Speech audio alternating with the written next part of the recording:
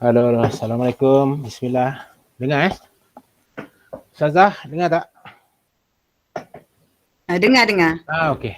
Mulakan. Kita mula ya. Bismillahirrahmanirrahim. Alhamdulillahirrabbilalamin. Wassalatu wassalamu ala asrafil anbiya'i wal mursalin wa ala alihi wa sahbihi ajma'in. Pertamanya bersyukur kita kepada Allah Subhanahu Wa Taala kerana dengan limpah dan kurnianya dapat kita bersama-sama pada malam ini. Satu malam yang diberi keadaan suasana cuaca yang sangat baik untuk kita menjalankan satu webinar forum keibubapaan sempena Minggu Pendidikan Khas, program pendidikan khas integrasi Sekolah Kebangsaan Serikang Jaya. Pada malam ini insya-Allah kita adakan satu forum yang bertajuk Supply Box and Let's Go Come Back to School. Okey, kita akan mulakan. Bismillahirrahmanirrahim. Yang berusaha Puan Guru Besar Sekolah Kebangsaan Serikang Jaya, Puan Nur Hamizah binti Hamid. Yang dihormati guru-guru penolong kanan Sekolah Kebangsaan Serikang Jaya yang diraih dan yang dihargai kehadirannya kita bersama kita pada malam ini, iaitu panel untuk forum pada malam ini. Yang pertama Cik Wan Nur Ain bin Wan Rosna, yang kedua Cik Fatin Najwa binti Azalizan, yang ketiga Cik Siti Norik Sani binti Azman, dan yang keempat Cik Norihan binti Abdul Aziz. Jadi mereka ini berempat adalah terdiri daripada orang-orang kuat, pakar-pakar daripada Jabatan Jurupulih Cara Kerja, Klinik Botanik dan Hospital Tunku Ampuan Rahimah Kelang. Dan juga yang saya hormati sekiranya ada pada malam ini, saya tak dapat cek kat sini, Encik Sarizal bin Abdul Hasan. Itu orang yang lama yang berada di OT Klinik Botanik. Yang saya hormati juga guru-guru dan PPM, pembantu pengurusan murid, program pendidikan khas integrasi SK Serikang Jaya. Dan pada malam ini juga bersama kita adalah guru-guru SK Serikang Jaya, dan yang kita jemput sama-sama berforum pada malam ini adalah guru-guru dan pembantu pengurusan murid PPKI, program pendidikan khas integrasi jiran kita SK Sejangkang. Dan yang disayangi, yang dihormati ibu bapa penjaga anak-anak istimewa kami di program pendidikan khas integrasi SK Serikang Jaya. Assalamualaikum warahmatullahi wabarakatuh. Pertamanya bersyukur kepada Allah Subhanahu Wa Taala kerana dengan limpah kurnianya kita dapat berjumpa pada malam ini secara maya melalui satu platform webinar untuk sama-sama kita mencari ilmu khusus berkaitan dengan kerja buat kita di pendidikan khas. Jadi ucapan selamat datang juga kepada semua hadirin, terutama kepada ibu bapa, anak-anak istimewa kita kerana sudi menghadirkan diri ke program berkonsepkan webinar ini. Jadi ucapan terima kasih kepada guru-guru PPM SK Serikang Jaya dan guru-guru PPKI SK Serikang Jaya, guru-guru SK Sejangkang, dan juga kerana sudi meluangkan masa bersama berforum bagi menimba ilmu berkaitan dengan kerja-kerja hakiki kita sebagai menunaikan satu amanah Allah, menjaga, membimbing serta mendidik anak-anak syurga kita di PPKI. Jadi pada saya sungguhnya menuntut ilmu itu tiada had dan batas sempadannya. Sebab kata pujangga, tuntutlah ilmu hingga ke liang lahat dan tuntutlah ilmu hingga ke negeri Cina. Semoga usaha kita diberkati Allah Subhanahu Wa Taala, insya-Allah. Hadirin hadirat yang dimuliakan, bagi memberkati majlis kita pada malam ini, marilah kita bersama-sama menandatangan mendoakan agar program kita pada malam ini diredai dan berjalan lancar, serta doa ini juga kita khususkan dan kita sedekahkan kepada warga SK Serikang Jaya yang sekarang ini sedang diuji Allah dengan kesakitan yang dideritai. Yang pertama, mungkin kita sedia maklum bahawa guru penekanan PK khas kita, Puan Sarayati binti Saad, telah menjalani pembedahan.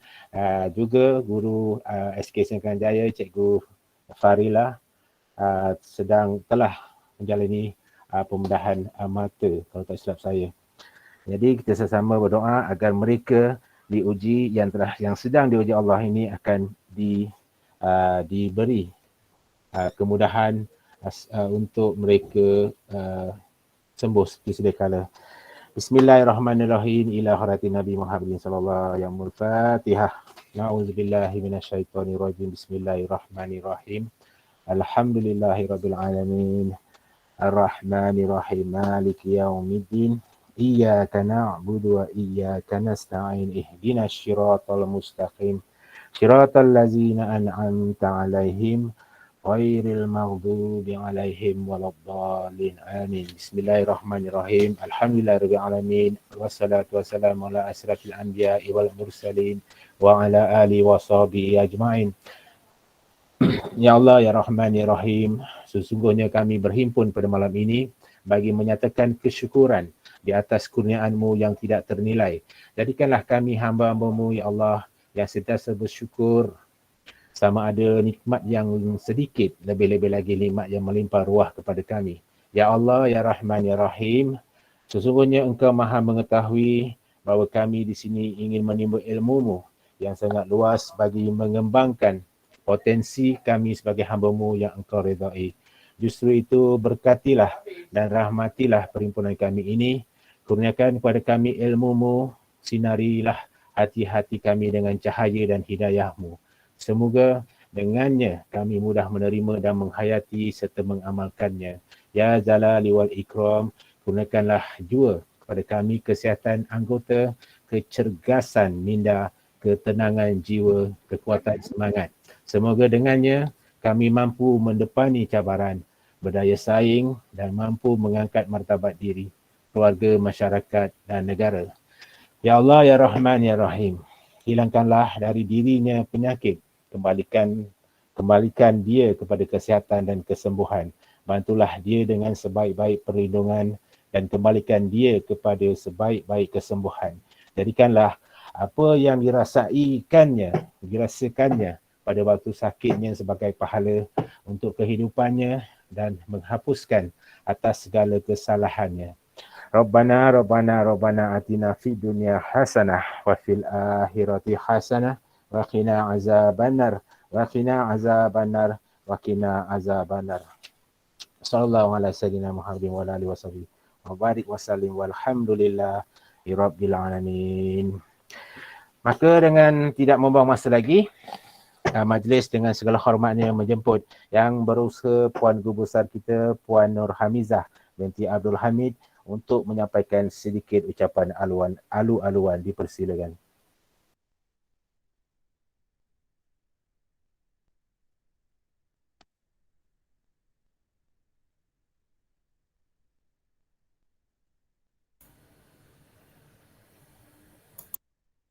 Mic Puan Guru Besar. Sorry ya. Okay, bismillahirrahmanirrahim. Assalamualaikum warahmatullahi taala wabarakatuh. Ya, salam sejahtera, salam SKSJ hebat yang berusaha. Terima kasih ya kepada Cikgu Azri selaku pengacara majlis kita pada malam ini. Ya, yang berusaha barisan pentadbir, Cikgu Sufian bin Abdul Halim, penolong kanan pentadbiran, Cikgu Sazali bin Syarani, penolong kanan hal ehwal murid, Cikgu Saiful Anwar bin Basran, penolong kanan co-curriculum, barisan guru-guru, ya, PPM, ibu bapa, PPKI, ya, yang bersama-sama kita pada malam ini, ya, seterusnya yang dihormati, ya, iaitu ahli panel kita. Yang pertama,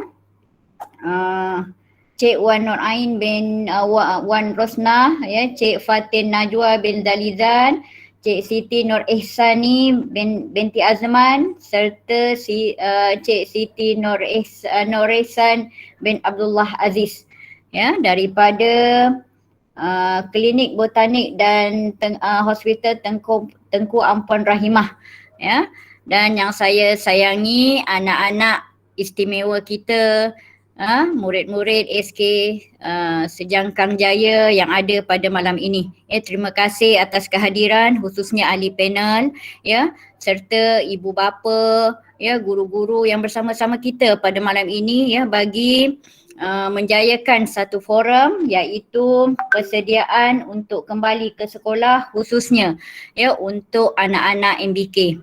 Ya, untuk makluman, ya, semua ahli panel, ya, ibu bapa yang ada pada malam ini, ya, tujuan kita mengadakan forum pada malam ini adalah untuk mengisi slot, ya, aktiviti minggu pendidikan khas Sekolah Kebangsaan Sijangkang Jaya.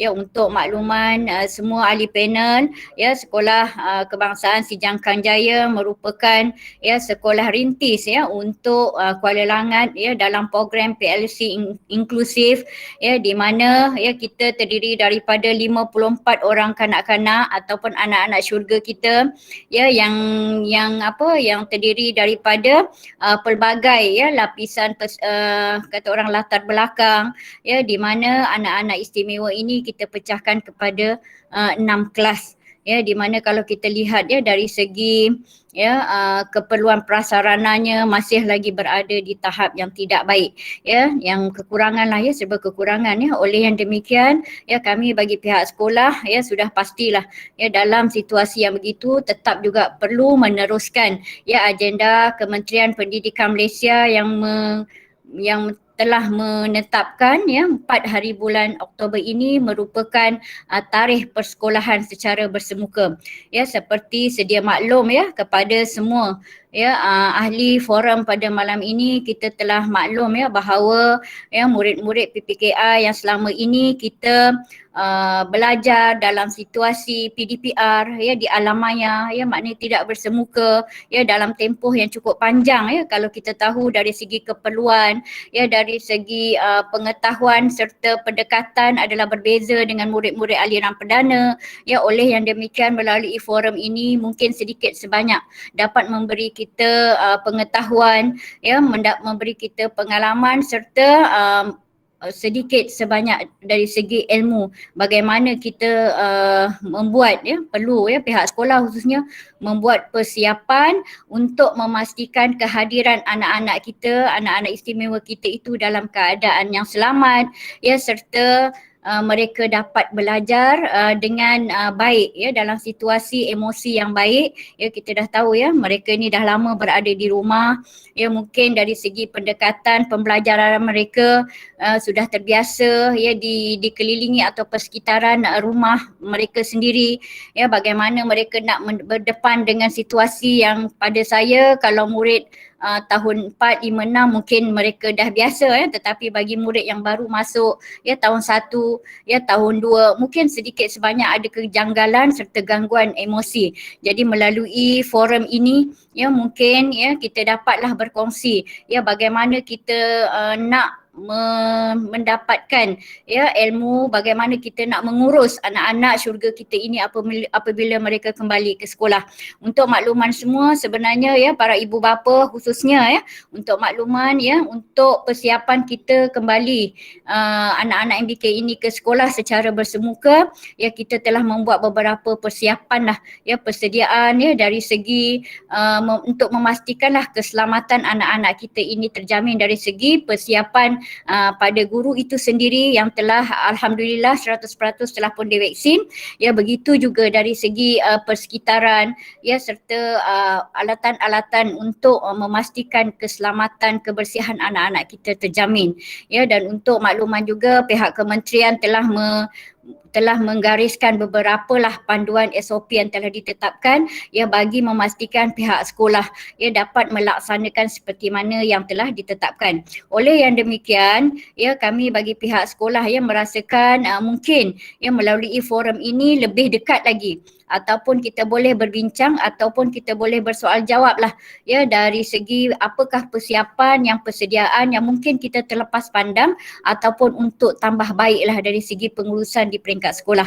Jadi saya bagi pihak sekolah sekali lagi mengucapkan ribuan terima kasih yang tidak terhingga kepada 4 ahli panel kita pada malam ini ya. Terima kasih sangat-sangat kerana sudi hadir ya, sudi berkongsi maklumat ya, khususnya kepada pihak sekolah ya, serta ibu bapa ya, anak-anak MBK kita yang ada pada malam ini ya. Mudah-mudahan melalui perkongsian kita pada malam ini memberi manfaat kepada kita ya, dan seterusnya ya, memberi keyakinan ya kepada ibu bapa untuk menghantar anak-anak mereka ke sekolah kelak ya. Jadi saya bagi pihak sekolah sekali lagi ya memohon ampun dan maaf andai katalah ya ada kekurangan sepanjang forum ini berlangsung, dan saya mengharapkan ya kita dapat sama-samalah ya berkongsi maklumat tersebut ya. Mudah-mudahan memberi kebaikan untuk kita khususnya dalam mengurus anak-anak syurga kita. Sekian daripada saya ya, selaku guru besar Sekolah Kebangsaan Si Jangkang Jaya ya. Saya mengucapkan ribuan terima kasihlah kepada yang hadir pada malam ini. Sekian, Assalamualaikum warahmatullahi taala wabarakatuh. Waalaikumsalam warahmatullahi wabarakatuh. Jadi majlis ucapkan juta terima kasih yang tidak terhingga khusus kepada yang berusaha, Puan Guru Besar SKSK Puan Nur Hamizah binti Abdul Hamid di atas ucapan tersebut. Dan diharapkan dengan ucapan sebentar itu tadi dapat memberi semangat serta dorongan kepada kita untuk bersama-sama melaksanakan kerja buat dan amanah kita, amanah sebagai seorang pendidik serta sebagai ibu dan bapa sendiri, iaitu amanah daripada Allah untuk mendidik anak-anak istimewa kita. Jadi tuan-tuan dan puan-puan yang saya hormati sekalian, kita sedia maklum bahawa pandemik COVID-19 yang sedang berlaku sekarang bukan sahaja di Malaysia tapi malahan di seluruh dunia menyebabkan sekolah terpaksa ditutup beberapa kali sejak daripada bulan Mac tahun lepas hinggalah sekarang, dan ianya sedikit sebanyak telah mengganggu takwim persekolahan, terutamanya melibatkan murid-murid dalam kategori pendidikan khas apabila rutin di dalam kelas dan aktiviti pembelajaran terganggu, terpaksa digantikan dengan sesi pembelajaran dalam talian serta pengisian modul-modul bercetak. Dan pakar-pakar juga telah memberi amaran bahawa kaedah pengajaran tanpa bersemuka tidak akan berjaya dicapai tanpa kerjasama yang baik antara guru dan ibu bapa khususnya dalam memastikan setiap murid dapat mengikuti sesi pembelajaran berdasarkan keupayaan masing-masing. Tapi akhirnya alhamdulillah, syukur kepada Allah Subhanahu Wa Taala, insya-Allah pada 4 hari bulan ini anak-anak kita, anak-anak istimewa kita, murid-murid berkeperluan khas dapat mendapat prioriti daripada KPM sendiri untuk memulakan sesi persekolahan seperti biasa dengan SOP yang telah ditetapkan. Sehubungan dengan itu, saya khususnya lah dengan rasa rendah diri dari kami, guru-guru pendidikan khas dan ibu bapa anak-anak istimewa kami memerlukan ilmu-ilmu berkaitan dengan terapi cara kerja daripada panel-panel yang telah kita jemput khas pada malam ini. Jadi tuan-tuan, puan-puan yang saya hormati sekalian, kita teruskan dengan buang masa. Kita teruskan lagi acara kita pada malam ini. Dengan ini kita akan mulakan forum kita, dan sebelum itu saya menjemput Cik Wan Nur Ain binti Wan Rosna daripada OT Klinik Botanik untuk menjadi moderator kepada forum kita pada malam ini. Dipersilakan Cik Wan. Okey, boleh dengar ke suara saya? Jelas ke? Jelas, okey ha? Okey. Terima kasih kepada pengerusi majlis Cikgu Azri bin Bahari. Okey, Assalamualaikum warahmatullahi wabarakatuh. Saya ucapkan dan salam hashtag kita jaga kita. Yang dihormati Guru Besar Sekolah Kebangsaan Si Jangkang Jaya Puan Nur Hamizah binti Abdul Hamid, Guru Penolong Kanan Pendidikan Khas, guru-guru pendidikan khas, barisan guru-guru dan ibu bapa SKC Jangkang Jaya. Tak lupa juga dengan barisan panel kita pada malam ini dan terapis pemulihan cara kerja yang mungkin turut hadirlah dalam forum kita pada malam ini. Okey, seperti yang saya tahu, program forum ini dianjurkan oleh kelas pendidikan khas sempena Minggu Pendidikan Khas tahun 2021. Betul kan? Okey. Orang kata satu usaha yang gigih lah daripada guru-guru, daripada pihak pendidikan khas dalam memberi kesenangan untuk murid-murid pendidikan khas ini masuk ke alam persekolahan dalam norma yang barulah, sebab banyak cabaran dia compare dengan yang dulu-dulu. Dengan sekarang memang sesi persekolahan tu memang tak samalah, dan satu kesungguhan yang patut dipuji lah oleh para guru dan ibu bapa. Terima kasih Cikgu Maziah dan Cikgu Azri yang selalu bertanya perkembangan program ini dan memberi kami peluang untuk terlibat menjayakan forum ini. Okey, baiklah. Sebelum kita memulakan topik kita dengan lebih mendalam, kita macam tadi dah diperkenalkan nama kami, tapi kami sebagai jurupoleh cara kerja, kami ada nickname kami sendiri. Contohnya kan terapis pemulihan cara kerja ini dikenali juga sebagai occupational therapist ataupun singkatan dia OT. Panelis kita yang pertama, Cik Siti Nur Rehan ataupun OT Rehan. Apa khabar OT Rehan? Alhamdulillah, khabar baik Cik Wan. Dah bersedia ke untuk sesi sharing is caring pada malam ni? InsyaAllah saya sudah bersedia untuk mengupas lagi dengan lebih lanjut tentang persediaan untuk anak-anak dan pelajar-pelajar kembali ke sekolah semula setelah setelah lama kita berada dalam PKP kan. Ni nak kembali semula ke sekolah. Okey, seterusnya ahli panel kita yang kedua, Cik Fatin Najwa ataupun dikenali sebagai OT Najwa. Okey, Assalamualaikum dan salam sejahtera. Seperti yang disebut, nama saya Fatin Najwa ataupun dikenali sebagai OT Najwa. Saya bertugas di Hospital Tengku Ampuan Rahimah Kelang sebagai seorang jurupoleh perubatan cara kerja. Okey, sedikit sebanyak malam ni saya akan kongsikanlah bagaimana ibu bapa, peranan ibu bapa sebagai persediaan sebelum anak-anak kita kembali ke sekolah, insya-Allah. Okey, dan ahli panelis kita yang terakhir, Cik Siti Nur Ihsani ataupun OT Ani. Apa khabar OT Ani? Baik, Alhamdulillah. Terima kasih kepada Cik Wan Nur Ain sebagai moderator kita malam ni. Seperti yang telah diperkenalkan berkali-kali, saya Siti Nur Ihsani binti Azman ataupun OT Ani bertugas di Hospital Tengku Ampuan Rahimah Kelang. Okey, ketiga-tiga panelis kita akan membincangkan topik yang berlainan tetapi dia mempunyai perkaitan antara satu sama lain. So, kenapa dia berkait? Kejap lagi kita akan bincangkanlah topik itu nanti. Okey, dan saya selaku moderator Cik Wan Nur Ain ataupun boleh panggil OT Ain. Baiklah, kita teruskan forum kita yang bertajuk Supply Box, Let's Go Come Back to School. Okey. First yang kita kena tahu, apa cabaran ibu bapa dalam membuat persediaan kembali ke sekolah. Kenapa program ini dilakukan? Ini adalah kerana sistem pendidikan kita ni mengalami ketidakstabilan akibat pandemik yang masih berlaku sekarang lah. And dalam masa terdekat ni memang kita tak boleh nak elak lah daripada tak boleh pergi ke sekolah macam sampai bila kan kita nak hold benda tu. So kementerian pun dah buat pengumuman bahawa sesi persekolahan akan bermula tidak lama lagi.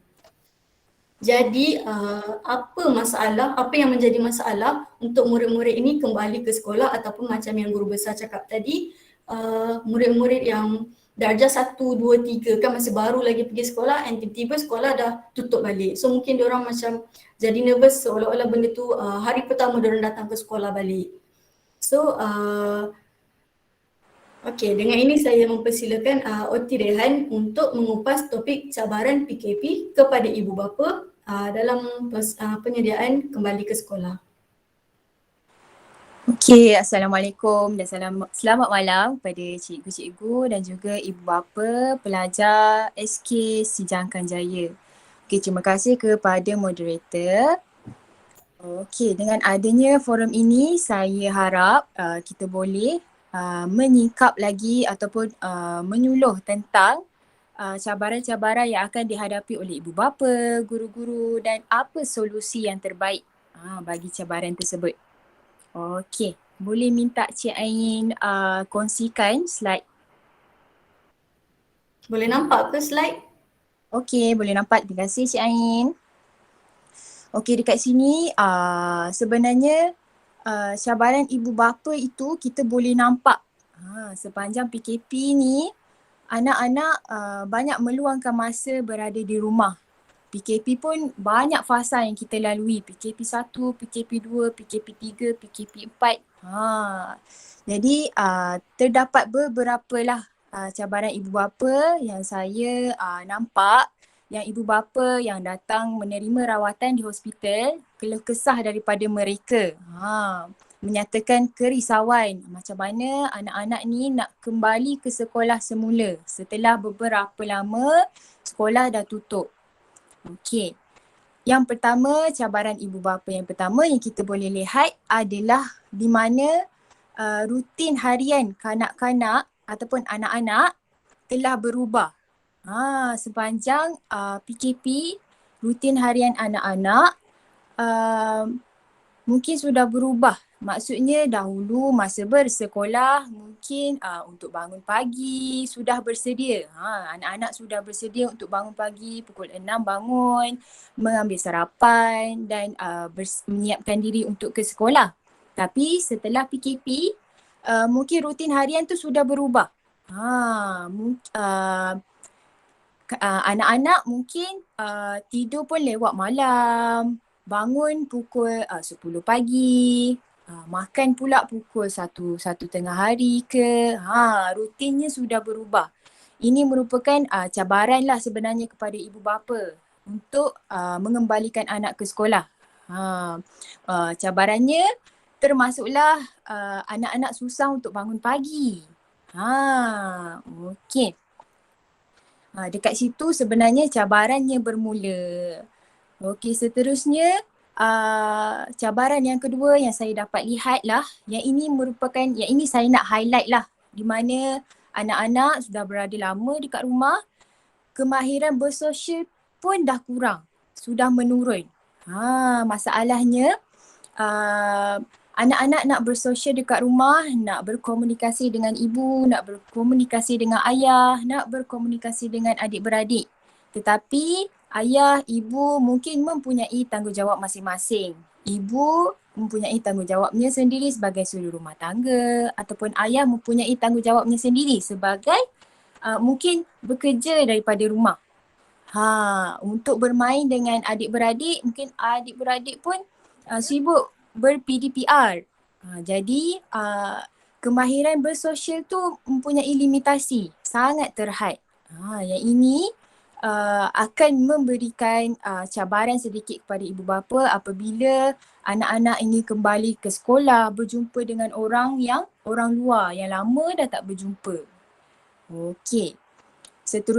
Cabaran seterusnya juga berkaitan juga dengan kemahiran bersosialisasi.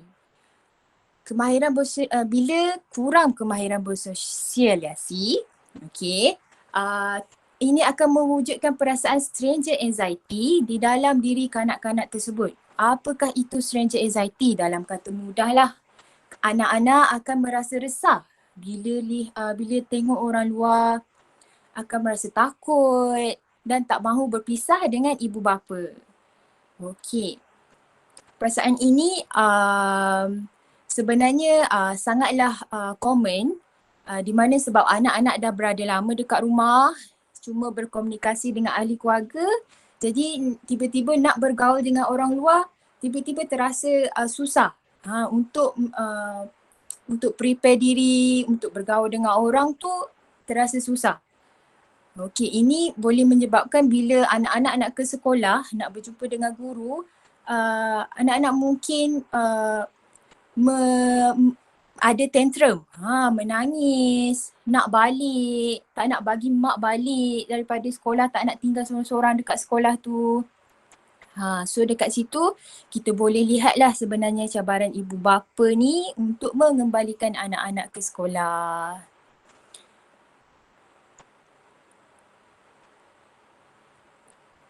Okey, Cik Ain, itu beberapa cabaran yang saya dapat ungkapkan.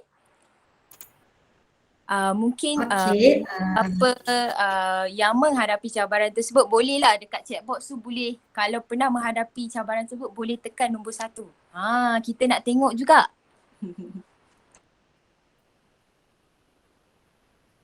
Okay, Cik Ain.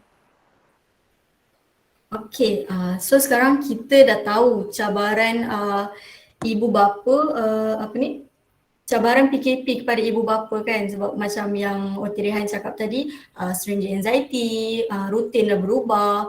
So benda tu kalau tanpa persediaan ke sekolah, benda ni boleh memberi kesan lah kepada guru-guru nanti. Boleh Oti Rehan share sedikit sebanyak tentang kesannya kepada guru-guru. Okey. Tadi kita boleh lihat cabaran kepada ibu bapa. Sebenarnya cabaran kepada guru-guru ni lebih ekstrim lah. Di mana guru-guru perlu menjaga banyak kepala dalam satu kelas.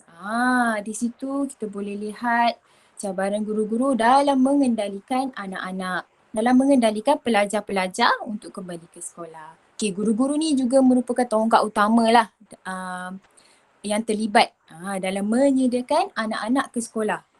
Jadi antara cabaran-cabarannya termasuklah dalam menghadapi norma baharu.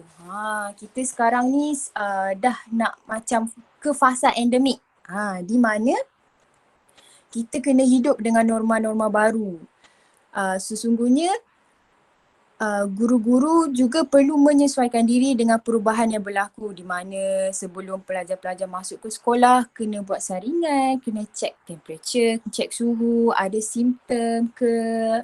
Okey, sebelum kita memulakan sesi pembelajaran tersebut. Jadi mungkin ini merupakan cabaran bagi guru lah. Okey, seterusnya cabaran yang kedua yang kita boleh lihat termasuklah guru-guru kena berhadapan dengan emosi dan tingkah laku pelajar. Guru-guru kena berhadapan dengan emosi dan tingkah laku pelajar yang kita kenal pasti yang pelajar ni datang dari pelbagai latar belakang. Nak memahami seseorang pelajar tu amatlah rumit. Tetapi saya pasti guru-guru dekat sini sangat berpengalaman. Okey. So mungkin cabaran yang dihadapi adalah mungkin emosi pelajar tadi, daripada perasaan stringent anxiety mungkin muncul ni tantrum, mengamuk, tak mahu berada di dalam kelas. Tapi bila berada di dalam kelas suka berjalan-jalan, tak mahu duduk setempat, tak boleh nak mengikut arahan. Okey. Bersama dengan tingkah laku pelajar lah. Mungkin itu disebabkan tiada stimulasi yang sepatutnya diberikan ketika berada di rumah. Jadi sebab dah lama berada di rumah, emosi dan tingkah laku pelajar juga berubah. Okey, seterusnya yang dapat kita lihat adalah perbezaan persekitaran di rumah dan di sekolah. Yang macam kita tahulah, dekat rumah dia punya peraturan tu freestyle sikit. Berbeza dengan dekat sekolah. Di rumah mungkinlah bila bangun tidur tak ada jadual harian lah. Maksudnya boleh bangun tidur pukul 11, okey. Nak tidur pukul 12, okey. Dan kan anak-anak juga banyak screen time jika berada di rumah. Itu juga boleh mempengaruhi anak-anak bila nak kembali ke sekolah. Mungkin fokusnya terganggu. Okey. So di situ saya dapat ungkapkan ada 3 cabaran lah untuk guru-guru menyediakan anak-anak kembali ke sekolah.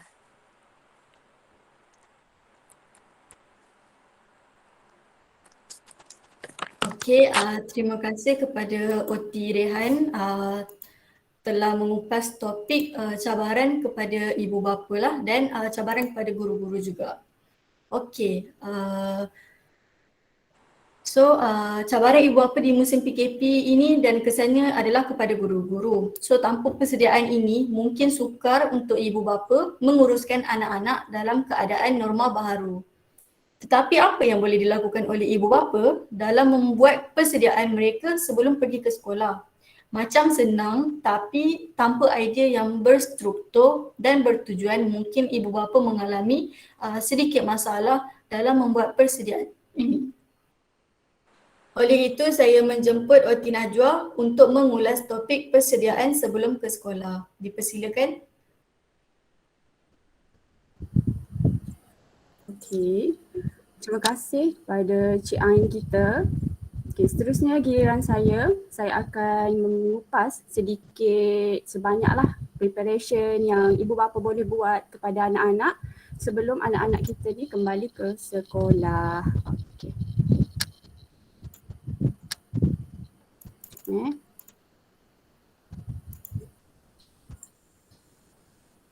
Alright. Okay, seperti tajuk Back to School Preparation for Parents. Okay, dekat sini saya akan highlightkan untuk ibu bapa apa yang boleh kita buat dekat rumah sebelum anak-anak kita masuk sekolah ni. Okay, seperti yang kita tahu PKP, lama duduk rumah. So apa yang kita expect bila anak-anak kita pergi sekolah ni?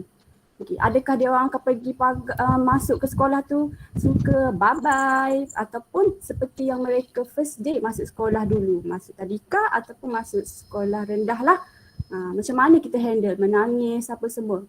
Okay, dekat sini what to do before children going back to school. Okay, saya akan kongsilah sedikit sebanyak pengalaman saya sebagai seorang jurupensyara kerja, apa yang kita buat dekat hospital dan kita boleh ajar ibu bapa buat dekat rumah sebagai persediaan. Okay. Yang pertama, okay, jom kita bincangkan. Okay, social story. Apa itu social story ni? Okey, dalam bahasa mudahnya, kita bercerita dengan anak-anak kita. Okey, sekolah dah nak buka ni 4 hari bulan 10 ni. Okey, kita ada masa lagi ni untuk kita prepare minda anak-anak kita untuk kembali ke sekolah.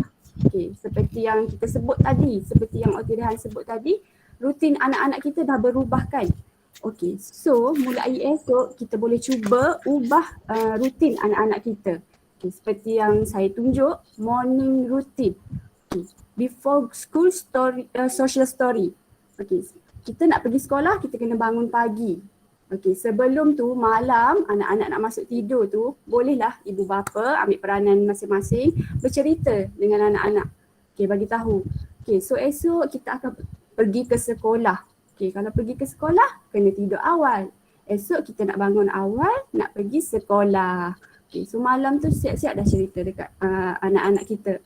Dan bagi tahu juga pergi sekolah nanti kita nak jumpa cikgu, jumpa kawan-kawan. Okay, bercerita je walaupun respon anak kita tu tiada respon ataupun hanya mendengar je, kita bercerita. At least kita dah bagi tahu macam mana esok nak pergi sekolah. Itu yang pertama lah. Okay. Esoknya, okay, bangun pagi. Okay, kejutkan anak-anak kita bangun pagi. Lepas tu kita buat breakfast seperti yang mereka follow rutin mereka yang mereka sekolah dulu. Sebab dah PKP ni kita tahu memang anak-anak kita free lah, banyak masa bermain, so dah tak tersusun. Okay, sekarang ni kita akan cuba slow-slow susun balik jadual anak-anak kita supaya lebih teratur lah. Okay. Seterusnya saya akan ceritakan mengenai kelebihan bermain. Okey, dalam topik yang saya akan kupaskan ini banyak kepada bermain. Okey. So kita akan kupas kelebihan bermain dulu macam mana. Okey, kelebihan dia ada dari segi emosi, tingkah laku, fizikal dan juga sosial. Okey. Kenapalah kita perlu bermain ni? Penting ke? Okey. Kita perlu tahu kanak-kanak ni kerja dia bermain je. Okay, bermain tu ada kelebihan dia.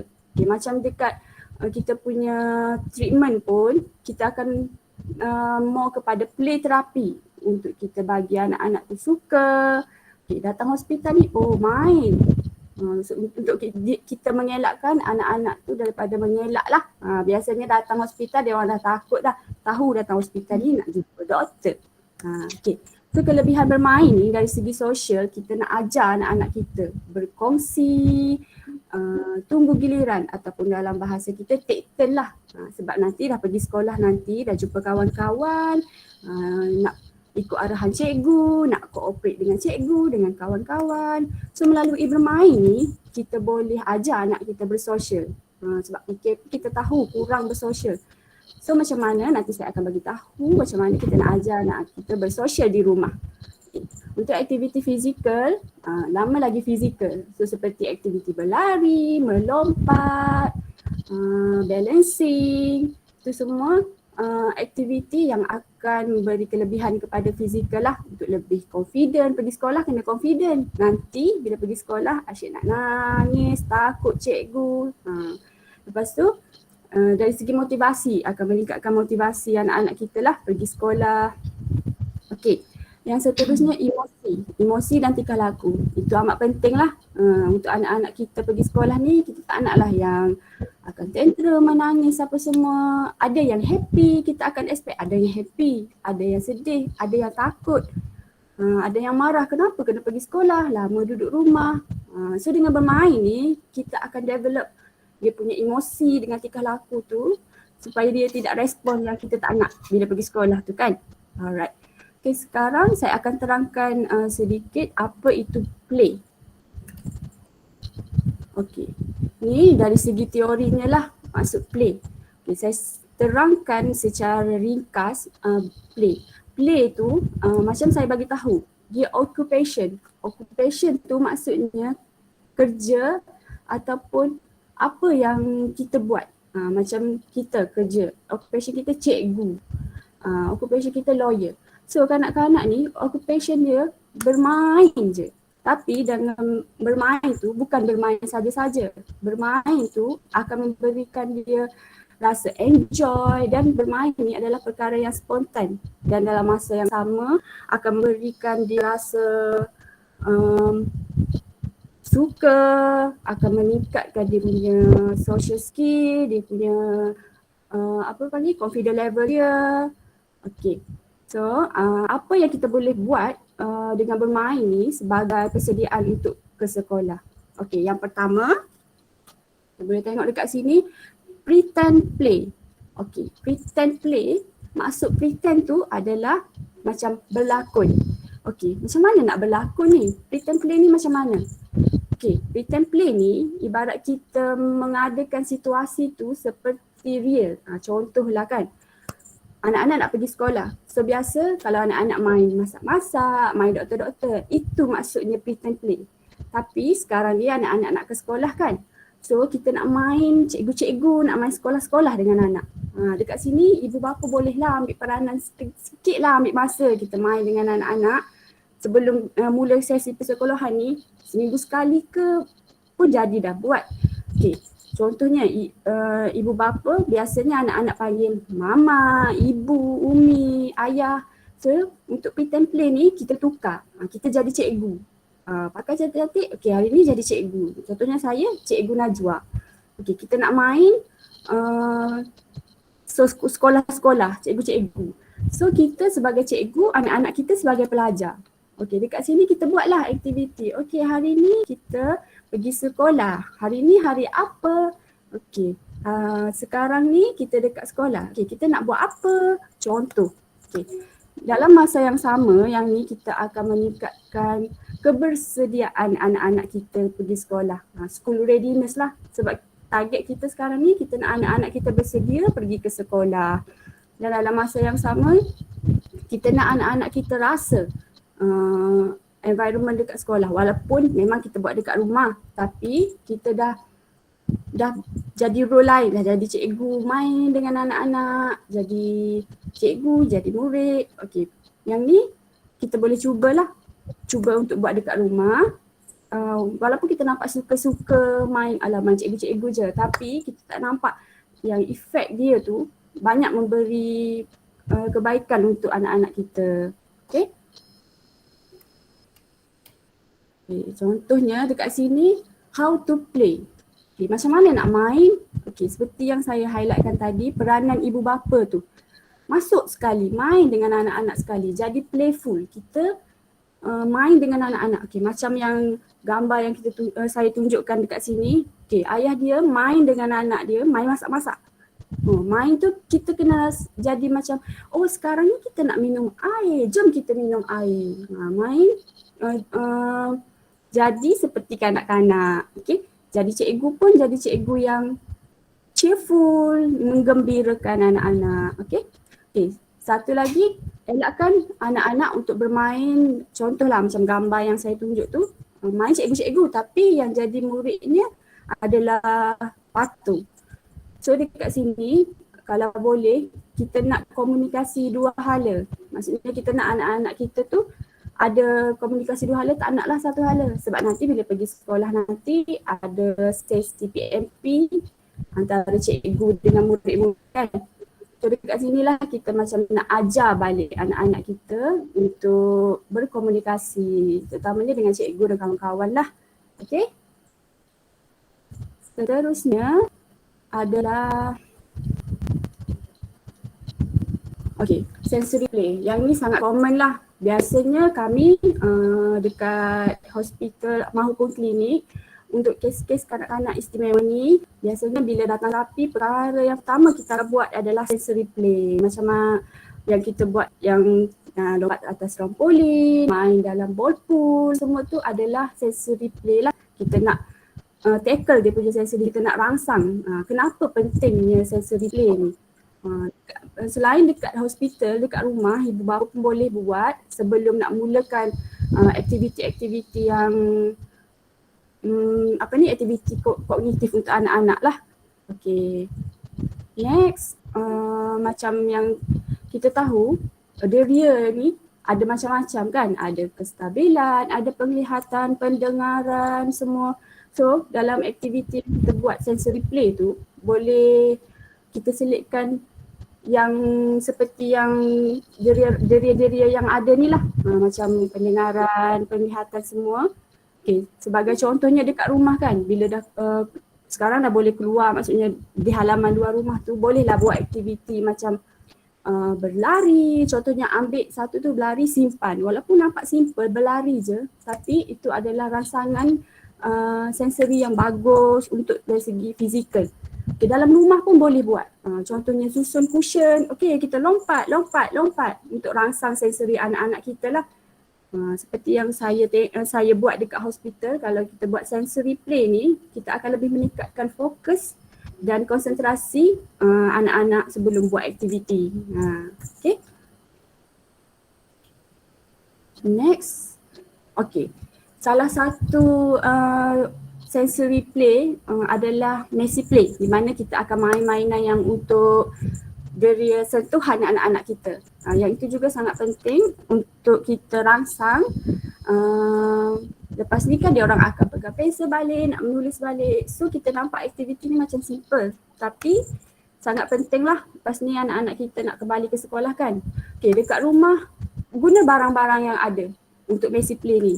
Contohnya tepung tu kita boleh uli, jadikan seperti dough. Letak something dalam tu, guli ke apa ke, bagi anak kita cari, okey, keluarkan, simpan. Keluarkan, simpan. Dalam masa yang sama kita boleh praktis untuk kemahiran motor halus anak-anak lah. Okey. Yang seterusnya, tabletop activity. Okey, yang ni bila kita dah lakukan sensory play, dah bagi rangsangan yang secukupnya untuk anak-anak ni, sekarang tiba masa untuk kita berada di meja bersama anak-anak. Okay. Di sini kita nak train anak-anak kita ni sitting tolerance. Nak duduk dekat kerusi ni, tak nak bagi duduk kejap, bangun, duduk bangun. Sebab nak pergi sekolah ni, nak ada sesi PMP dengan cikgu, at least boleh duduk 5 minit ke hingga 10 minit tu dah cukup bagus. Macam dekat rumah training tu grading lah 3 minit, 5 minit, 10 minit. Okay. Macam mana kita nak train tu? Duduk, buat aktiviti yang menyeronokkan, yang anak-anak kita suka. Duduk di meja, tak semestinya buat aktiviti yang di sekolah. Seperti yang cikgu buat lah, menulis, mengira. Cuba cari apa yang anak-anak kita suka. Contohnya, suka bermain puzzle, suka bermain blok, ataupun suka bermain apa-apa yang mereka suka, kita beritahukan anak kita suka. Main kat meja. Buat task. Contohnya puzzle, bagi dia completekan puzzle tu dulu, baru dia boleh dapat apa yang dia nak. So untuk keseluruhannya, itu adalah sedikit banyak aktiviti apa yang boleh ibu bapa buatlah dekat rumah sebagai persediaan untuk ke sekolah.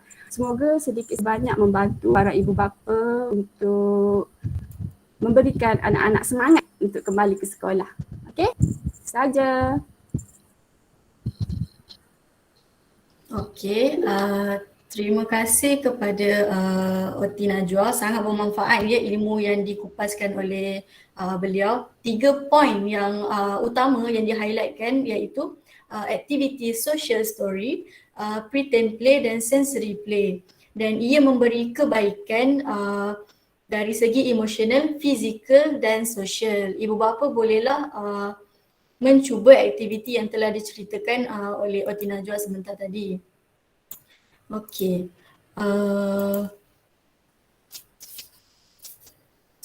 Dalam melakukan aktiviti di rumah itu, benda tu boleh macam memberi tekanan jugalah sebab ibu bapa memang kena bersedia dengan apa keadaan yang bakal berlaku sepanjang percubaan untuk melakukan aktiviti tersebut di rumah. Contohnya di mana pada awalnya kanak-kanak mungkin susah untuk mengikuti aktiviti itu, tetapi ibu bapa janganlah risau kerana memang itulah senario yang akan berlaku dalam proses mendapatkan buah hasil yang memuaskan. Suara saya jelas ke?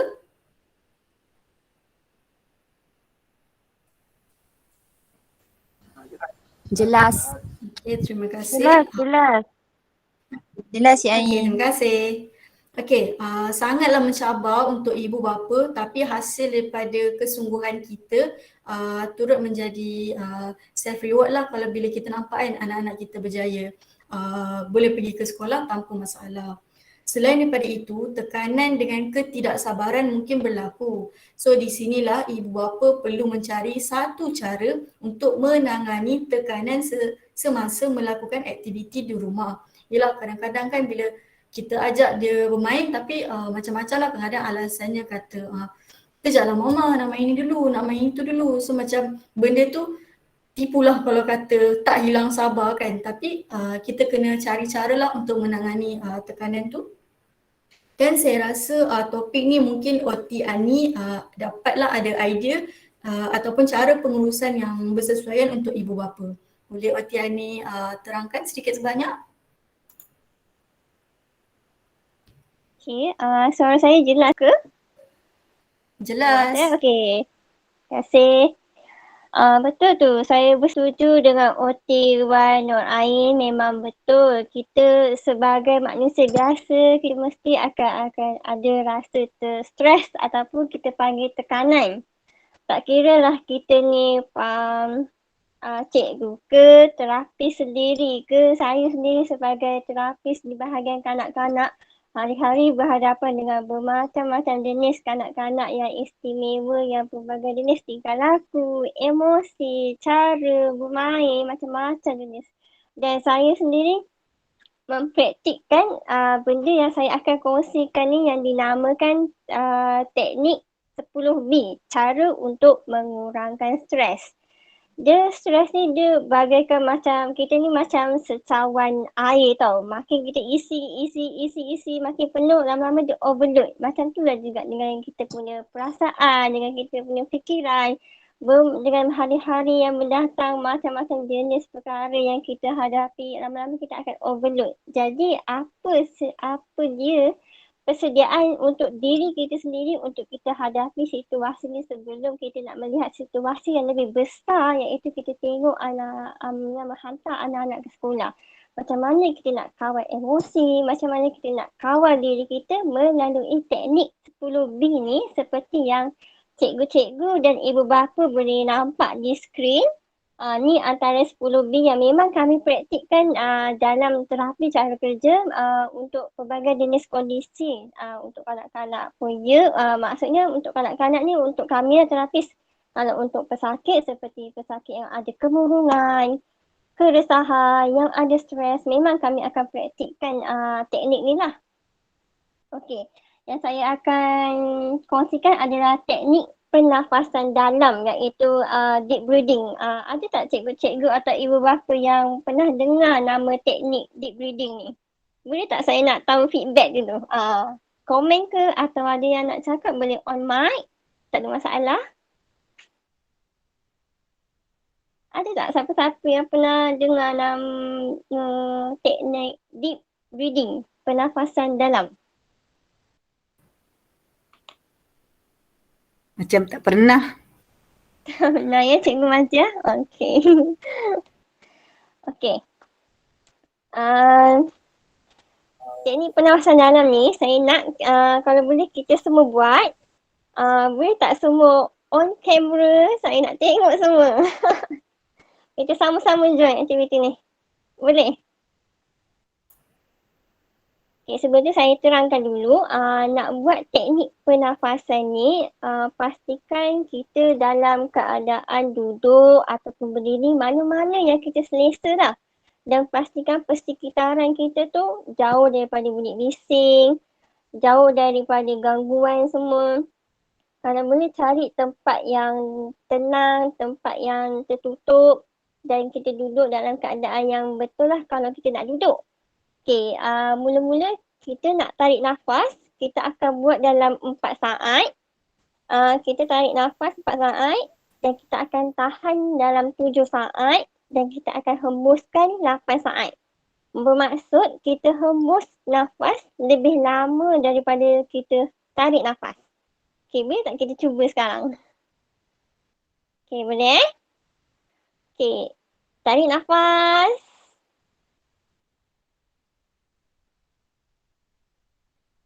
Tahan.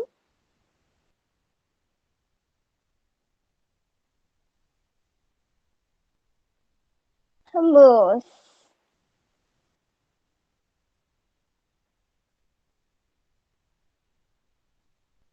Okey, boleh tak? Kalau boleh hembus tu mulutnya kena dalam keadaan yang muncung. Tak boleh macam tak boleh, dia kena macam pelan-pelan macam ni. Dia kena dalam keadaan yang tenang sebab kita sekarang ni tengah stres. Dan bila stres, keadaan fisiologi badan kita akan berubah serta-merta. Fisiologi badan ni maksudnya otot kita akan jadi tegang, kita akan jantung berdebar-debar, nafas berdegup laju. Jadi teknik pernafasan ni untuk mengembalikan semula fisiologi badan dalam keadaan yang normal. Mungkin ibu bapa kat rumah menguruskan anak-anak yang istimewa, ada cabarannya, ditambah pula bila ada adik-beradik yang ada yang normal, ada yang istimewa. Begitu juga dengan cikgu-cikgu di sekolah untuk menguruskan anak murid berapa orang dalam satu kelas bukan mudah. Jadi ini mungkin boleh dipraktikkan oleh cikgu-cikgu ataupun ibu bapa pada masa yang sesuai lah. Okey, seterusnya kita boleh lihat teknik berurut. Teknik berurut ni adalah khasnya berurut dekat bahagian belakang leher dan juga belakang leher dan turun ke bahu. Teknik urutan ni cikgu-cikgu dan juga ibu bapa boleh cari di Google, type sahaja My Help KKM teknik urutan bahu dan leher. Kat situ dia akan tunjukkanlah cara urutan sebanyak 3 kali di bahagian poin-poin tertentu untuk kita melegakan otot yang tegang, kurangkan stres semua. Okey, memang baguslah tekniknya. Saya ulas sekali lagi, My Help KKM, teknik urutan bahu dan leher. Okey, seterusnya teknik 10B yang saya tekankan di sini yang mungkin cikgu-cikgu atau ibu bapa tak berapa nak familiar adalah teknik terapi muzik. Terapi muzik ni kita menggunakan jenis muzik yang bersesuaian muzik yang bersesuaian untuk menggembalikan mood ataupun perasaan gembira, rasa tenang dengan menggunakan muzik yang dinamakan ini juga boleh cari di YouTube, type sahaja instrument relaxing music for stress relief. Kat situ akan ada muzik-muzik instrumen piano, calming music ataupun soft music. Kalau dalam perawatan untuk pesakit-pesakit yang ada kemurungan, yang ada stres, kami akan gunakan audio yang dinamakan teknik relaksasi. Audio ni dia akan ada arahan yang mana dia khasnya untuk kita reliefkan otot di seluruh badan kita bermula daripada kepala, kening, mata, memang satu persatu lah. Satu persatu bahagian badan kita dia pergerakan bahagian badan yang mana perlu kontrak, yang mana perlu relax. Namanya teknik relaksasi.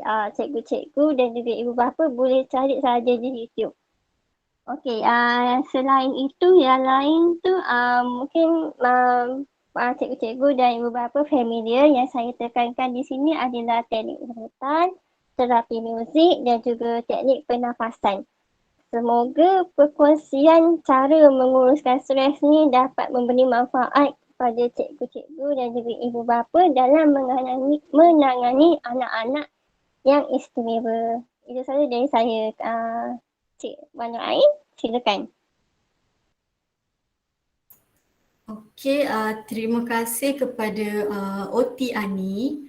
Okey, so itu sajalah yang topik kita bincangkan pada malam ini. Okey, tadi pada awal forum tadi saya ada cakap kami akan bercerita tentang topik yang berbeza tapi mempunyai perkaitan antara satu sama lain. So, yang pertama tadi cabaran kepada ibu bapa di musim PKP dalam menyediakan sesi persekolahan pada anak-anak. So tanpa persediaan ini mungkin kesannya akan jatuh kepada guru dan untuk mengelakkan kesan tu jadi kat sekolah. So OT Najwa tadi dah kongsikan aktiviti yang ibu bapa boleh lakukan. Dia merupakan idea yang mudah dan ibu bapa memang sangat senanglah untuk handle benda tu, insya-Allah. Dan tapi dalam melakukan aktiviti itu mungkin memberi tekanan kepada ibu bapa jugalah. So macam tadi baru saja OT Ani menerangkan tentang pengurusan tekanan. Okey, di sini saya dapat merumuskan bahawa persediaan sebelum ke sekolah adalah amat penting bukan saja kepada guru-guru dan ibu bapa tetapi untuk murid itu sendiri. Kerana apabila kita dah siapkan murid-murid ini sebelum ke sekolah, so nanti diorang boleh pergi ke sekolah dengan berdikari dan dengan happy. So saya akhiri sesi forum kita ini dengan buka sedikitlah waktu sesi soal jawab dalam lebih kurang 5 minit macam itulah. In case ada ibu bapa yang ingin bertanya.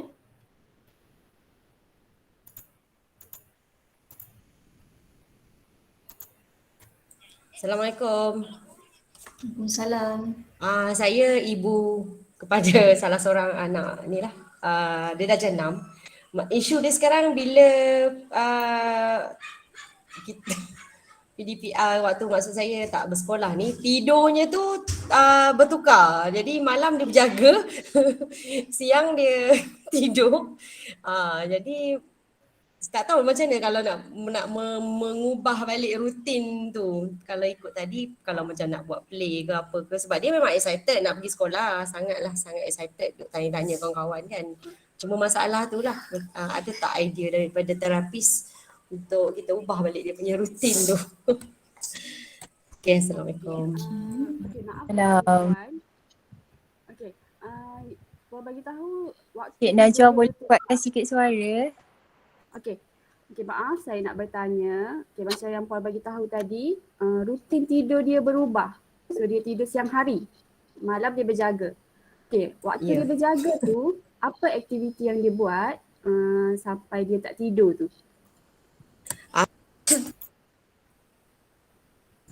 Awalnya biasalah dia akan tengok telefon. So bila saya tengok telefon tu dia akan start pusing bilik Itu dia. Jadi security.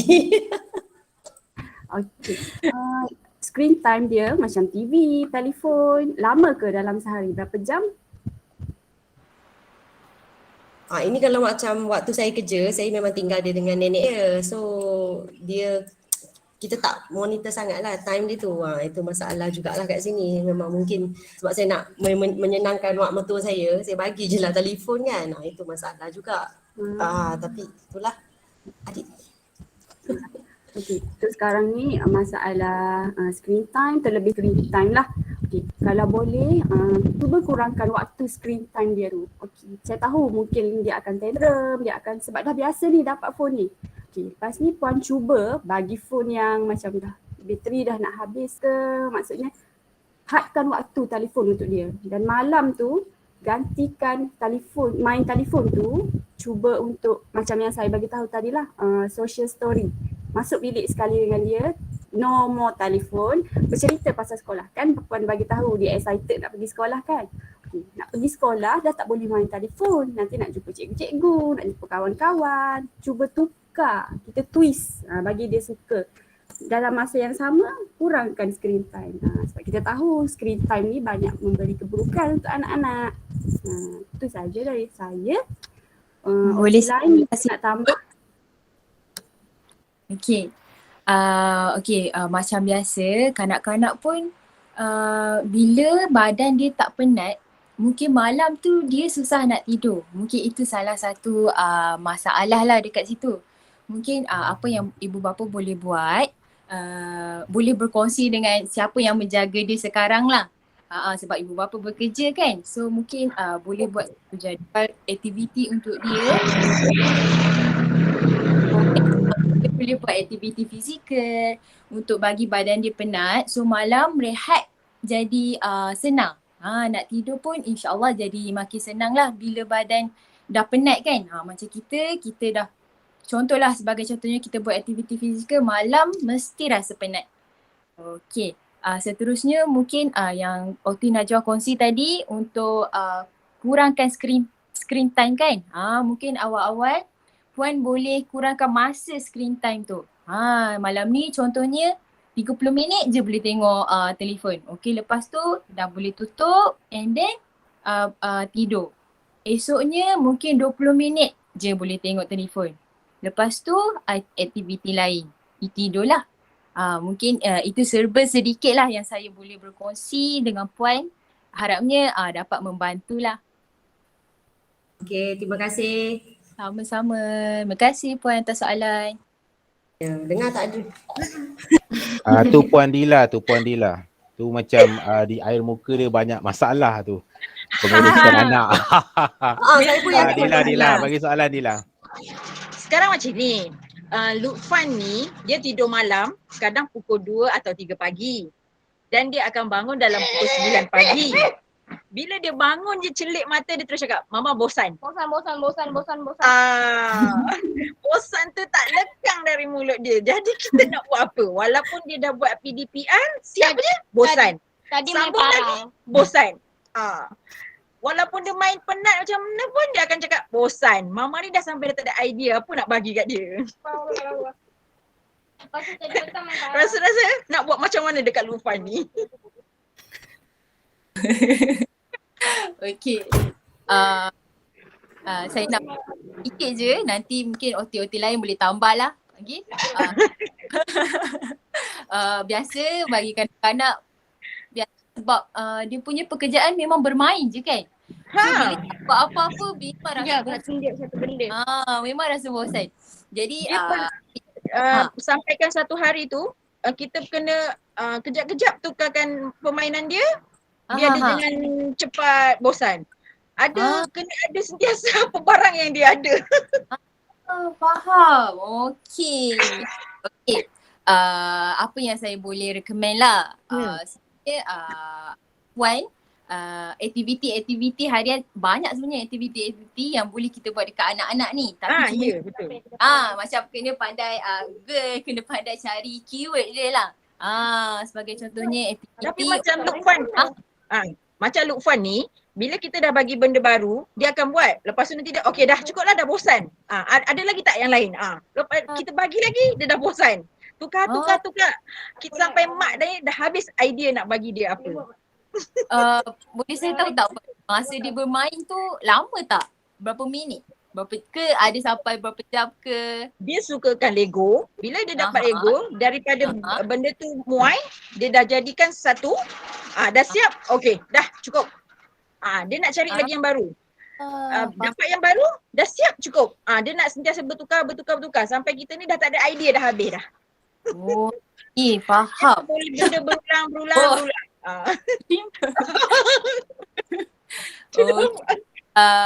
Mungkin dekat sini Oti Ani ataupun Oti Najwa boleh bantu. Okey, Puan, boleh saya tahu sekarang umur dia berapa? Lukman 11 tahun. 11. Ya 11. Okey. So sekarang ni biasa yang sebagai seorang ibu yang Puan tahu apa yang dia suka sebenarnya, yang dia suka buat. Dia sukakan Lego. Okey. Lego menanam. Berkebun. Memang dia buat. Dia pergi kebun, keluar kebun tapi last dah bosan dah. Okey. 11 tahun. So dah besar lah sekarang. Cuba untuk dia buat aktiviti yang ibu dia buat dekat rumah. Activity of daily living kita panggil ni harian. Contohlah, masukkan kain dalam mesin. Aktiviti rumah, sapu lantai. Bosan kan? Boleh tak tolong mama sapu lantai? Boleh tak tolong mama kemas ni? Cuba untuk sibukkan diri dia supaya dia tidak bosan. Dan kalau dia komplain bosan lagi, Puan cubalah untuk bercerita ataupun buat aktiviti yang maksudnya bukan setiap masa bermain.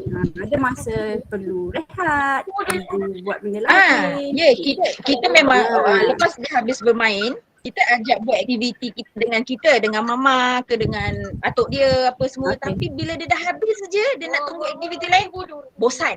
Mesti dia akan cakap, bosan ni apa lagi nak buat? Dia kata. Sampai kita ni dah, apa lagi kita nak buat dekat dia ni? Dia bangun tidur pagi pun dia cakap, Ma bosan. Baru bangun pagi. Mungkin perasaan bosan itu akan berubah bila sekolah dah buka. Betul dia memang hari-hari dia tanya bila boleh pergi sekolah, bila boleh jumpa kawan. Betul. Jadi apa nama dia tadi? Irfan. Lutfan. Ambil masa ni bersedia untuk kembali ke sekolah untuk dengan kawan-kawan. Bosan sekejap je. Nanti 4 hari bulan 10 tu dah boleh jumpa kawan-kawan. Dah tak akan bosan dah. InsyaAllah. Jangan cakap bosan aja.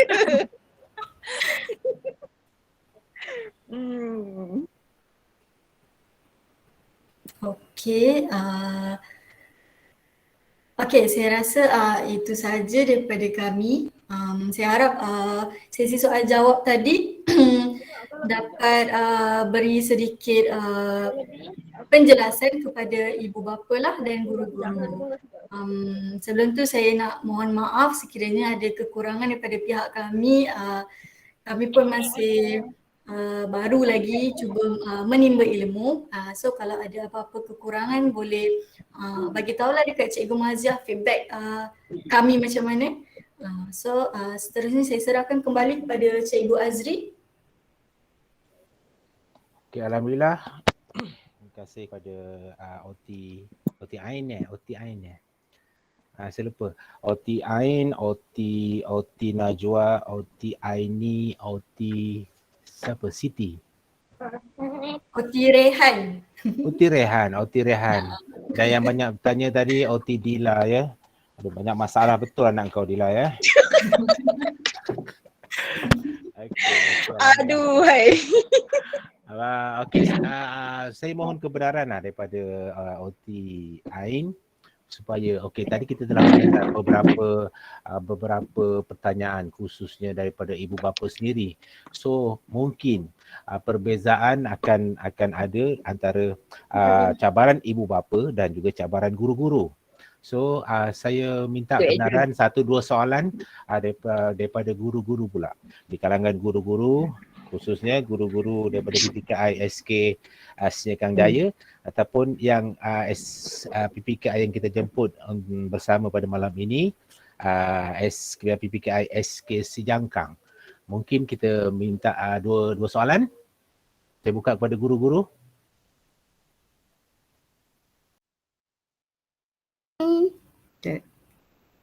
Assalamualaikum warahmatullahi wabarakatuh.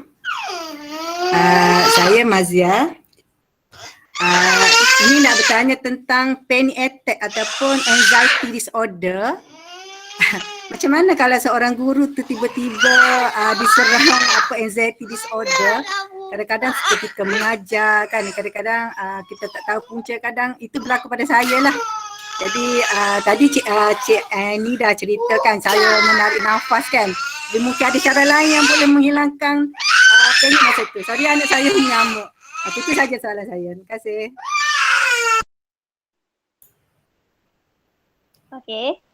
Terima kasih kepada Cikgu Mazia yang mengajukan soalan yang menarik sekali mengenai anxiety attack ya. Okey.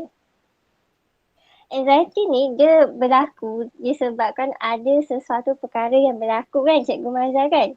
Salah satu caranya bila kita anxiety attack, bila kita sedar kita dah anxiety attack ni, dia akan ada simptom-simptomnya, iaitu kita sendiri akan rasa macam perubahan pada pernafasan, perubahan kepada jantung kita berdegup laju, perubahan kepada kita punya kepala pun rasa akan jadi pening. Kita sendiri sedar akan benda-benda tu, simptom-simptom nak jadi anxiety tu.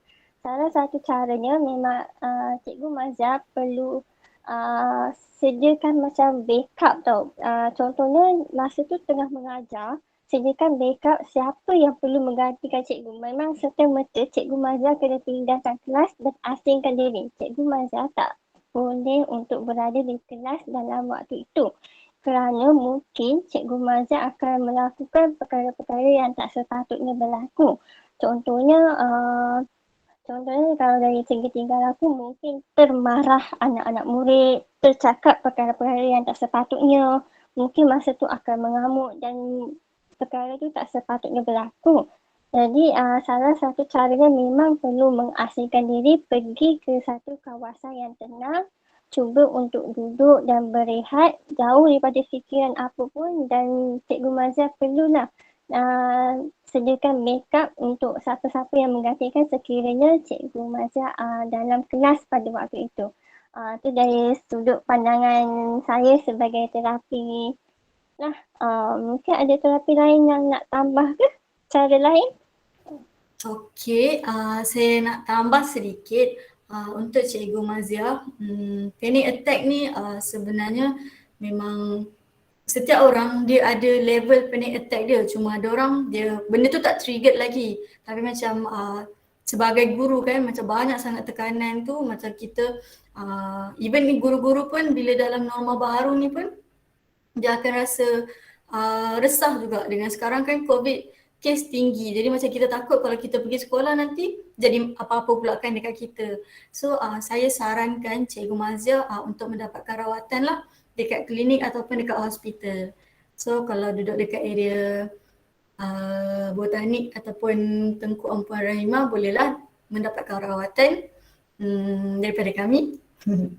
Okey. Okey, terjawab je. Saya sarankanlah untuk pergi ke Okey, ada tambahan OT Ain? tak ada dah. Okey, jelas Ustazah Maziah? Okey, terima kasih, jelas-jelas. Okey, pergi ke terapi psikiatrik.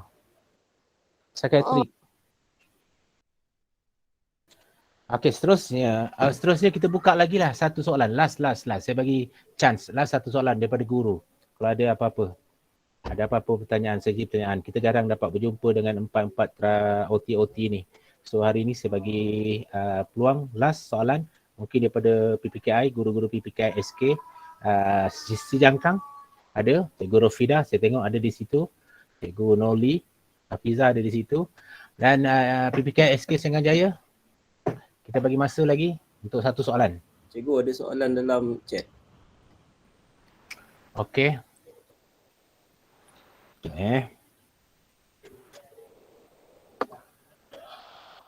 Alright. Okey ni soalan daripada Puan Sarati binti Sa'ad. Puan Sarati ni kita punya guru penolong kanan pendidikan khas. Jadi soalan dia berbunyi, bagaimana cara guru menghadapi PDPR dengan kepelbagaian ragam murid seperti hyperaktif, tantrum dan sebagainya. Saya buka kepada OT-OT sekalian lah.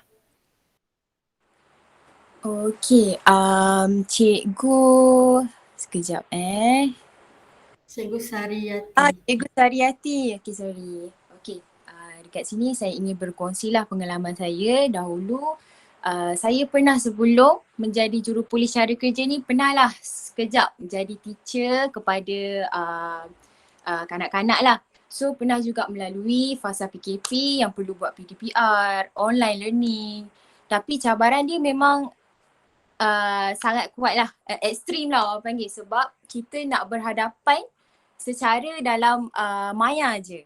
Nak sentuh tak boleh, nak suruh, nak tengok depan-depan tak boleh. So antara yang saya boleh suggest lah, mungkin aktiviti-aktiviti ketika PDPR tu, anak-anak ni macam suka bergerak kan. Dia susah nak duduk dalam satu tempat tu dalam masa yang lama. Mungkin kita boleh mengubah kita punya aktiviti dengan mengikut rentak anak-anak. Banyak aktiviti yang boleh kita cari, sebagai contohnya apps yang banyak menolong saya ialah Pinterest lah. Aktiviti tu sebagai contohnya kalau hari ini nak ajar alphabets, mengenali alphabets ataupun mengenali warna. Kita boleh buat cari harta karun dekat rumah. So budak pelajar tu dia bergerak, jadi dia suka. Sebagai contohnya okey, maksud saya PDP secara bersemuka. Okey, maafkan saya cikgu. Cikgu apa tadi? Cikgu Suryati. Sariyati. Salah soalan, salah jawapan pula. Maafkan saya. Maksudnya PDP secara bersemuka lah. Okey, faham. Okey, apa yang kita boleh kongsikan, sebenarnya cikgu perlu memberikan membuka ruang kepada kanak-kanak untuk berasa gembira datang ke sekolah kan. Okey, kanak-kanak dia punya pekerjaannya bermain. Mungkin mungkin untuk memulakan sesi pembelajaran pada hari itu, mungkin cikgu boleh mulakan dengan ice breaking. Bertanya nama, Aisyah ada tak hari ni? Suruh angkat tangan. Okey, lepas tu boleh juga memulakan sesi pembelajaran dengan terapi mainan, terapi bermain. Macam OT Najwa kongsi tadi, iaitu sensory circuit. Okey, sensory circuit tu sebenarnya banyak dia punya benefit. Antara contohnya dia boleh meningkatkan fokus kanak-kanak. Kenapa boleh meningkatkan fokus? Sebab bila buat sensory circuit tu, kita kanak-kanak punya otak dengan badan dia bekerjasama. Okey, mungkin OT Najwa boleh tambahkan sedikit? Okey, saya tambah sedikit Okey, seperti yang OT Rehan bagi tahu. Okey, seperti jadual, setiap sekolah dia ada jadual kan. Okey, waktu pagi apa. Okey, kalau boleh saya cadanglah. Okey, untuk kanak-kanak yang istimewa yang berpendidikan khas ni, pagi tu kita adakan playtime dulu. Playtime ataupun free play. Okey, dalam 30 minit ke 1 jam tu, waktu tu bermain je. Okey, bermain sebelum kita mulakan sesi pembelajaran lah. Okey, seperti yang Cikgu Sariati bertanya, yang hyperaktif, yang tantrum dan sebagainya. Okey, yang macam ni kita kena calmkan dia. Kita kena buat aktiviti yang boleh menenangkan dia, bukan aktiviti yang lagi kita akan bagi dia boom. Contohnya melompat, benda-benda yang aktif. Okey, kanak-kanak yang macam ni kita buat aktiviti yang calming, contohnya warm up. Cikgu warm up, okey, slow talk dengan dia, bagi tahu, okey, tak apa, don't worry, relax. Okey, selain tu cikgu boleh juga buat teknik deep pressure. Tekan, bagi dekat dia punya joint-joint sendi-sendi tu, kita buat deep pressure. Okay, dekat sendi ni tolak, bagi dia rasa tenang. Okay, kalau ada suatu jimbol ke apa ke, rolling dulu atas tu, bagi dia relax. Okay, kalau yang hyperaktif dengan tantrum ni, kita kena slow down kan dia, kena relax aktiviti tu. So cikgu-cikgu bolehlah cuba sebelum memulakan sesi pembelajaran dan insya-Allah membantu. Okay, itu saja. Okey, saya rasa kita tutup sesi soal jawab. Di skrin saya ni saya ternampak ada salah seorang Dr. Muhammad Iqbal. Adakah doktor adalah salah seorang doktor daripada botanik, pusat kesihatan botanik? Dr. Muhammad Iqbal ataupun salah satu parent? Opar, dah senang cakap.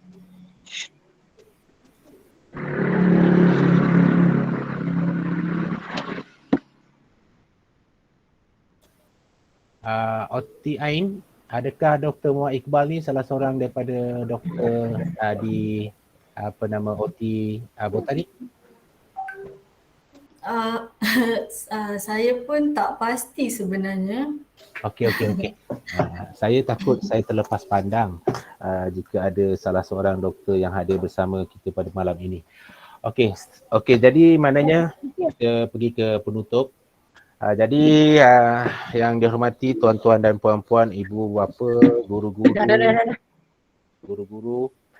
kita akhiri pada malam ini, iaitu tadi kita telah bersama-sama dengan 4 orang OT Najwa, OT Ain, OT Aini, OT Fatin, membincangkan banyak perkara berkaitan dengan, antaranya adalah cabaran ibu bapa, kesan terhadap guru dalam PDP ini, persediaan anak-anak sebelum ke sekolah, untuk pergi ke sekolah, dan juga cara mengurus tekanan.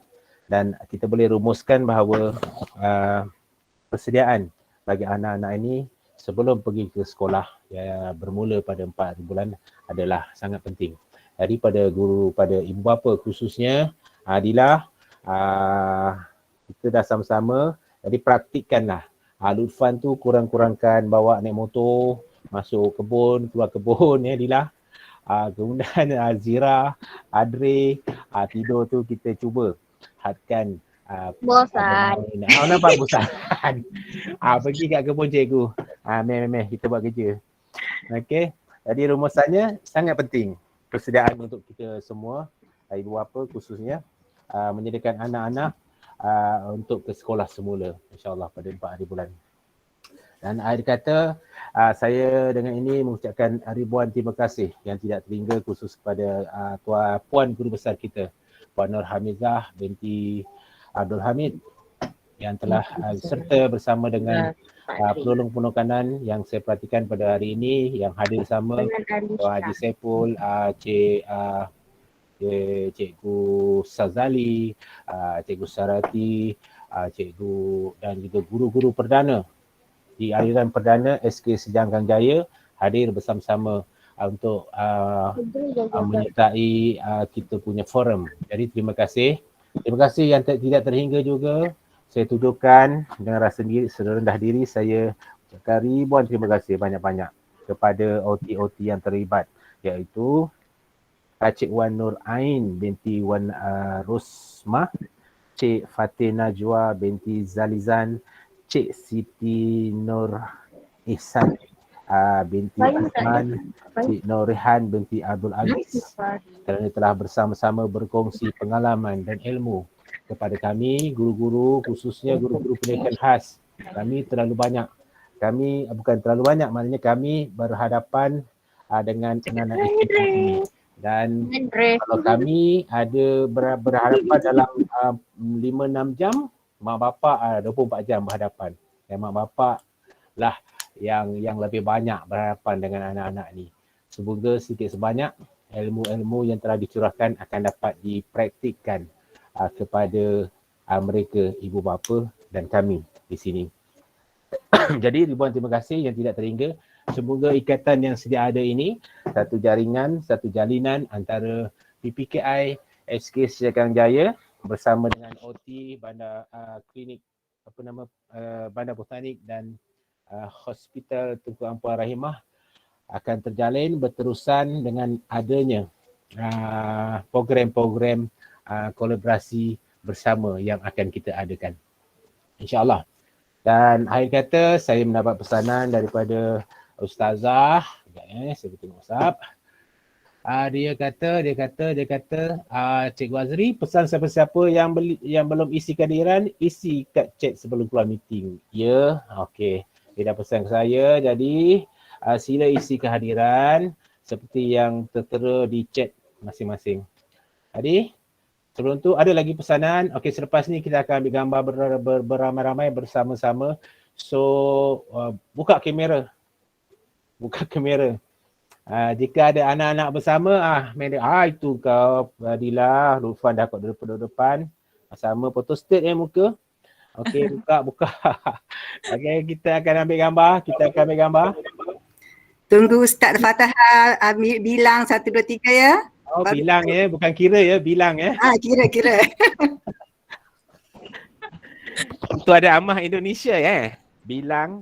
Okey, nanti Ustaz Fatah bilang 1, 2, 3. Okey, buka semua kamera. Saya tak payah buka lah. Cikgu Azri. Cik Aci. Cikgu Azri buka. Ya, Cikgu Azri buka. Saya tengah berkembang. Yang lain buka. Guru besar mana? Guru besar.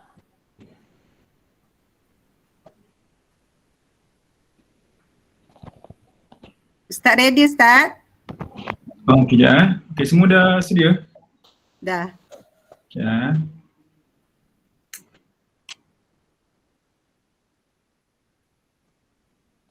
Okey, 1, 2,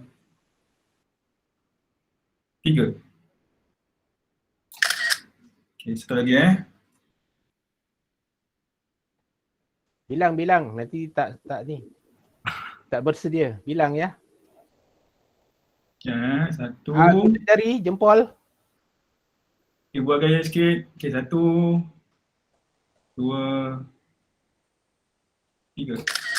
Okay, alright. Okay, terima kasih Ustaz Fatah. Ini adalah bagi tujuan untuk kita mendokumentasikan program kita pada malam ini.